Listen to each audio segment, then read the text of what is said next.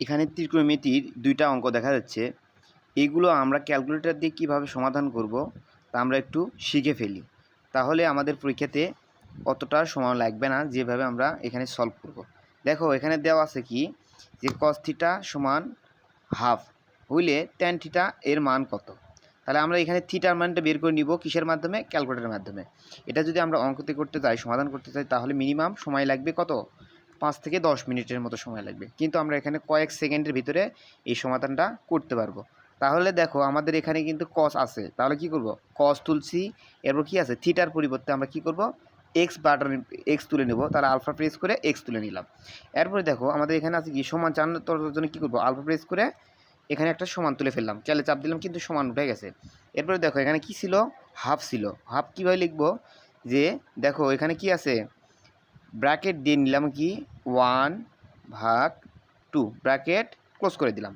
এরপরে আমাদের কাজ, এখানে একটা শিফট বাটন আছে, শিফট ক্যাল এই যে 1 এই যে সমান চাপ দিলাম। এখানে হচ্ছে এক্স হোয়াটে একটা মান আসছে, এবং আমাদের এখান থেকে আরবার কি করতে হবে? শিফট এবং ক্যালে চাপ প্রেস করতে হবে। দেখো এখানে কিছুক্ষণ সময়ের পরে কিন্তু আমরা একটা এক্সের মান পেয়ে গেছি, অর্থাৎ থিটার মান পেয়ে গেছি। এখন এই থিটার মানটা আমরা কী করবো? ট্যানে বসাবো। ট্যানে বসানোর জন্য কী করবো? যেরকম আছে এরকম অবস্থায় থাকবে। এখন কি করব? ট্যান তুলব। ট্যান তুললাম, এরপরে কি লিখবো? যেহেতু এক্স তুলছিলাম, তাহলে এক্স তুলে ক্যালে চাপ এক্স তুললাম আমরা এখানে। তোলার পরে কী করবো? সমান বাটন প্রেস করার সঙ্গে দেখো এখানে মান আসছে, কত আসছে? 1.73।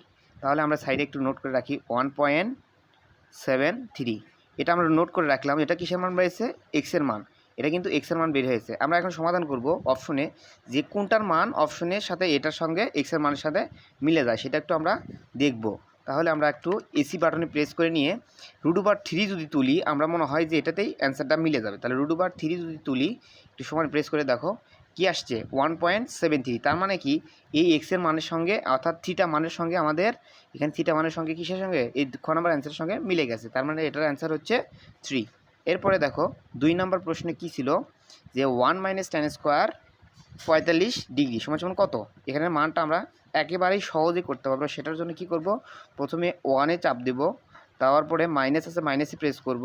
এরপর কী ছিল? tan স্কোয়ার কী ছিল? 45 ডিগ্রি। তার মানে আমরা এইভাবে করব, ব্র্যাকেট দিব, ট্যান তুলব, তোলার পরে 45 ডিগ্রি দিব। 45 ডিগ্রি উঠবে না, শুধু 45 উঠবে। ব্র্যাকেট ক্লোজ করে দিয়ে এই যে ট্যানের স্কোয়ার ছিল সেটা আমরা কী করবো? হোল স্কোয়ার আকারে তৈরি দেবো। দেওয়ার পরে সমান বাটন প্রেস করার সঙ্গে কিন্তু আমাদের একটা মান চলে আসছে। সেই মানটা কত? 0 ডিগ্রি। এখানে কিন্তু আর কোনো ক্যালকুলেশন করতে হবে না, ডিরেক্টলি তুমি এখান থেকে 0 ডিগ্রি দিতে পারতেছো। তার মানে আমাদের কি মাত্র কয়েক সেকেন্ডের ভিতরে এই ক্যালকুলেটর হ্যাক্সের মাধ্যমে আমরা কিন্তু অঙ্কটা শিখতে পারতেছি।